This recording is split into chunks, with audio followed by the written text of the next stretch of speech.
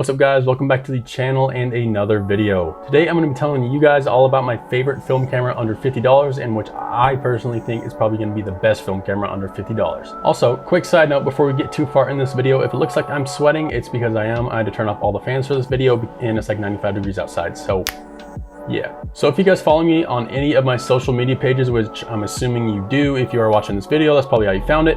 We're going to be talking about the Olympus SuperZoom 760 right here, which I post about all the time and is what I take about probably 95% of all my film photos on.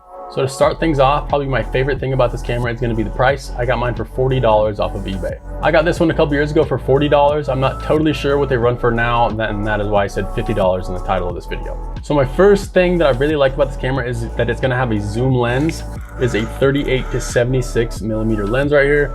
As you can see, we can zoom in right here, zoom out right here.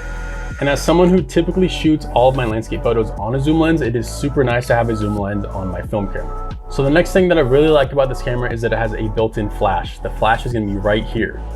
There are a few different flash modes on here. There's going to be auto. You can turn it off, obviously, and there's also a fill-in. Let me turn on fill-in and show you guys what it looks like.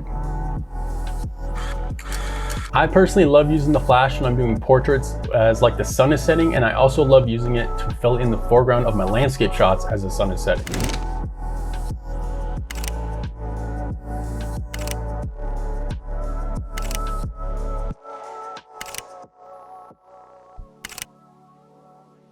And one more thing that I really like about this camera is that it is light and compact. For a little size comparison here it is next to my iPhone 14.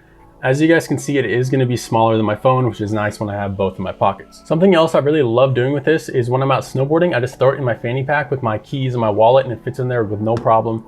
And that way I can take it and shoot while I'm out boarding the mountain. I know this isn't like a super popular or like well-known film camera, but me personally has been my go-to camera for about the last 6-7 years shooting film. I've never actually met anybody else using this camera, so if you can get your hands on one, I highly recommend you do. That is gonna wrap up this video, guys. Thank you all for watching, and make sure you like, subscribe, ring the bell, you know, all that, so you don't miss any of my future videos. And speaking of future videos, if there is something you guys want me to cover, any type of video you want to see from me, comment it down below. I'll be checking all those out, and yeah, thank you guys, and I'll see you in the next one. Peace.